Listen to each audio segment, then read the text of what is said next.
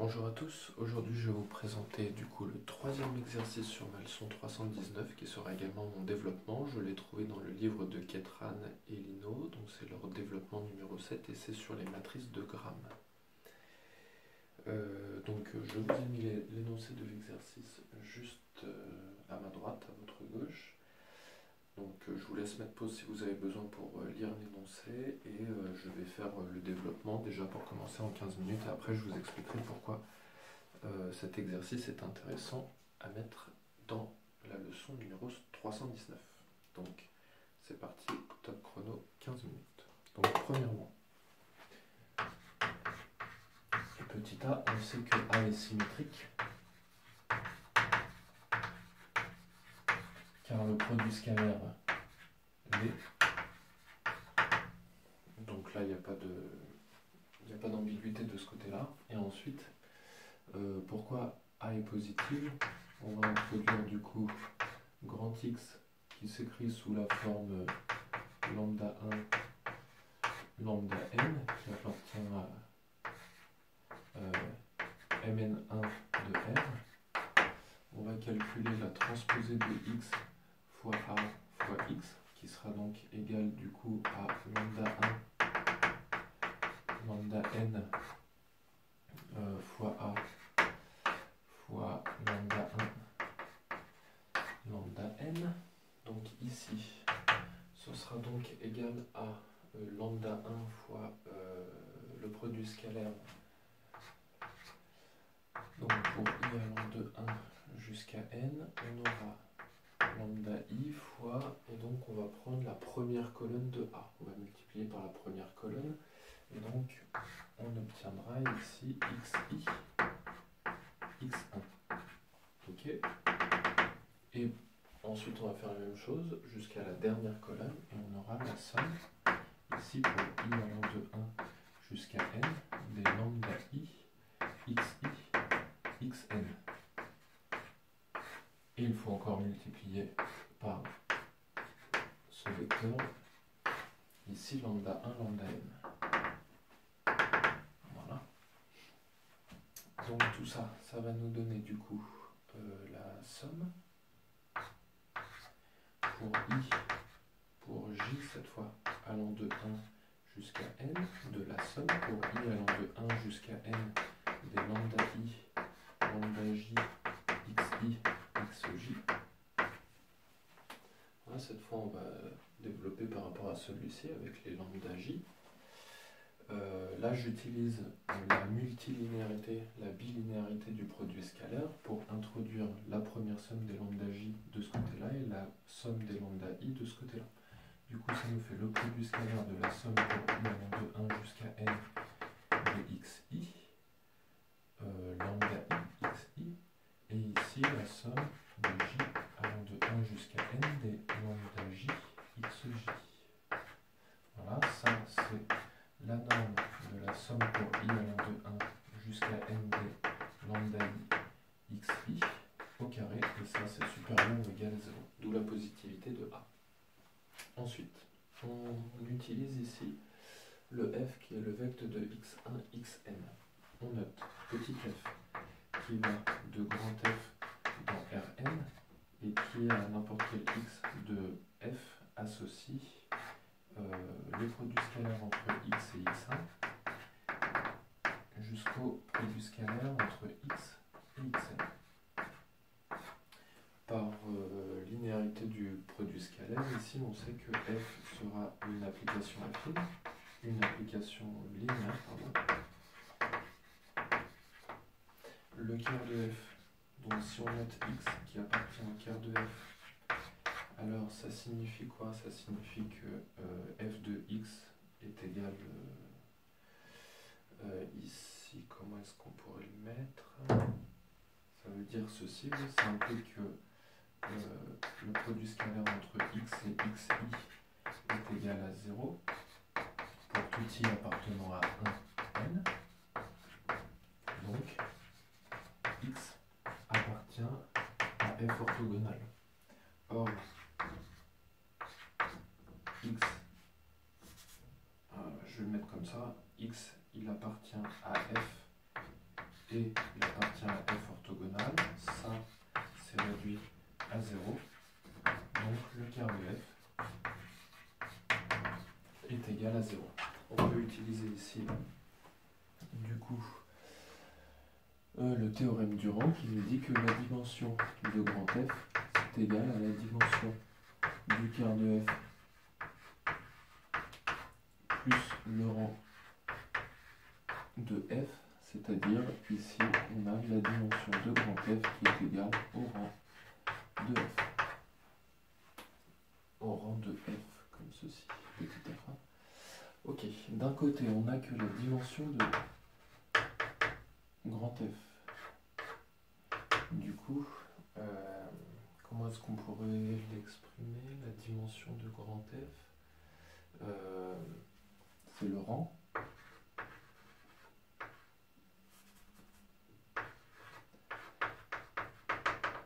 de x1, xn, par définition, et la dimension de petit f, du coup, c'est la dimension, comment est-ce qu'on pourrait dire, là, du vecteur de f de vecteur de x1, xn, qu'on pourrait également exprimer sous la forme dimension du vecteur engendré par f de x1 jusqu'à f de xn. Voilà, donc ce qu'on peut dire c'est que le rang de f c'est égal au rang de f de x1 jusqu'à f de xn, et ça c'est le rang de la matrice A puisque ceci c'est A. Ok, et donc on a bien exactement ce que l'on veut, le rang de x1 xn qui est égal au rang de A. Ensuite, pour la deuxième question, on suppose que f est orienté, ici 1b, que d au carré est égal à det de g de x, x1 xn, divisé par le det de g de x, x1 jusqu'à xn. Alors, pour répondre à cette question, hop, on a combien? 7 minutes déjà. Donc, soit x appartenant à E, il existe un couple YZ appartenant à F croix F orthogonale tel que X peut s'écrire Y plus Z. Quel que soit I appartenant à un N, on sait que le produit scalaire entre Z et XI, ce sera égal à 0. Donc, si je calcule le déterminant de g de x, x1 jusqu'à xn, ça va me donner du coup la chose suivante. X, là je vais l'écrire comme ça, le produit scalaire entre x et xi, du coup ce sera le produit scalaire entre y et xi. Donc là je vais avoir le produit scalaire entre x et x, puis entre x et x1 jusqu'à x, produit scalaire entre x et xn. Pareil ici, je vais avoir x1 x jusqu'à xn x, et ici, du coup je vais avoir quelque chose d'assez simple, c'est g de x1 xn. Bon, ça nous arrange de garder ça sous cette forme. Ensuite ici, le produit scalaire entre x et x, eh bien on peut dire la chose suivante, c'est le produit scalaire entre y et y plus la norme de z au carré. Et donc maintenant, le produit scalaire entre x1 et x, ici je l'écris sous cette forme-là, c'est le produit scalaire entre y et xi. Donc ici je mets y x1, et ici je mets y xn, et je rajoute plus 0 partout. Ensuite, hop, là je vais du coup pouvoir utiliser la n linéarité du déterminant en prenant le premier vecteur ici et mon deuxième vecteur ici, et je vais pouvoir dire que mon déterminant il est égal à la somme de donc du déterminant, donc là j'ai y plus bah là ici c'est tout simplement le det de g de y x1 xn plus pour le deuxième ici je vais avoir un module de z et que des zéros, donc là je vais pouvoir développer selon la première colonne et donc j'obtiendrai le module de z au carré fois le déterminant de ce qu'il me restera ici en diagonale, c'est g de x1 xn. Voilà. Or ici ce qu'on sait d'après le petit 1a comme y en fait il est combinaison linéaire des x1 xn, on sait que y x1 xn est une famille qui est liée, donc det de g de y x1 xn c'est égal à 0. Et finalement, qu'est-ce qu'il me reste? Il me reste uniquement la norme de z au carré qui est exactement la distance au carré fois le det de g x1 xn. Le déterminant de g de x1 xn est différent de 0. Pourquoi c'est différent de 0? Parce qu'on sait que x1 et xn forment une famille libre. Voilà pour cette question 1b. Donc on n'a plus qu'à diviser ici ce déterminant-là par celui-ci pour obtenir la distance au carré. Ok, pour la deuxième question, donc soit B, une base qui va s'écrire sous la forme E1, En, et on va noter P, la matrice qui nous fera le produit scalaire entre EI et XJ. Pour IJ compris entre 1 et N. Alors, on va avoir la chose suivante. La première chose, c'est que G de x1, xn, c'est égal à la transposée de P fois P.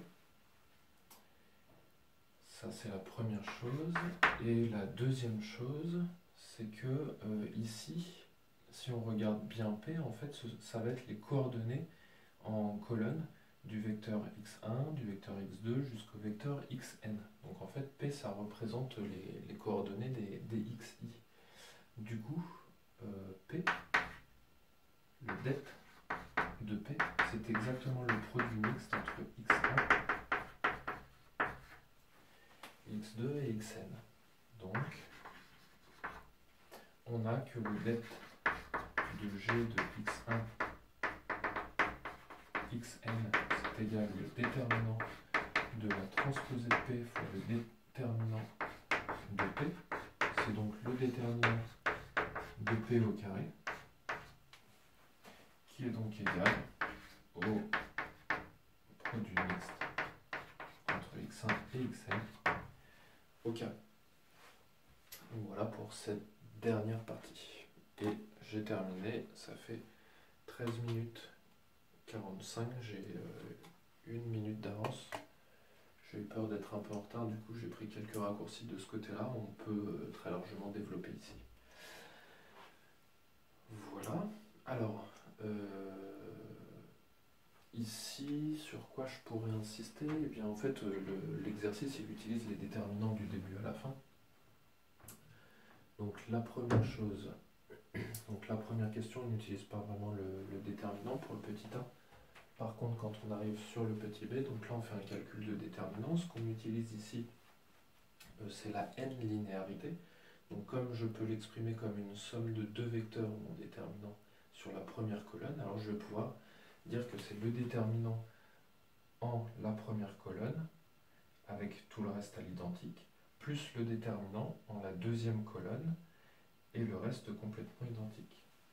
Ensuite, la deuxième chose qu'on peut utiliser, c'est le fait que quand on a ici des vecteurs qui sont liés, donc une famille liée entre y et tous les xi, on va avoir une famille liée, et donc le déterminant sera égal à 0. Ça, c'est la deuxième chose qu'on utilise. Et la troisième chose qu'on utilise ici, c'est une formule sur le déterminant de ce côté-là. Quand on fait le déterminant d'un produit de deux matrices, alors on fait le produit des déterminants, et le déterminant d'une matrice est égal au déterminant de sa transposée, ce qui nous permet d'arriver là. Donc propriété sur le déterminant qu'on n'avait pas encore exploité dans le premier et le deuxième exercice sur Pappus et sur Cayley-Hamilton. Voilà du coup l'intérêt de cet exercice pour le mettre dans la leçon. Ça en fait un développement plutôt correct et assez bien expliqué dans le livre de Ketran et Lino. La seule chose peut-être à laquelle il faut faire attention, c'est que ici j'ai mis grand F qui est égal au vecteur de x1, xn dans l'introduction dès le départ, puisqu'on l'utilise dès la question A, alors qu'en fait dans le livre dont je vous donne la référence ici, c'est mis à partir du petit b, ce qui est un peu dommage puisqu'on l'utilise déjà dans le petit a, et donc autant l'introduire directement dans le petit a pour ne pas induire en erreur nos étudiants ou nos élèves. Voilà, c'est tout pour moi pour aujourd'hui, merci de m'avoir suivi.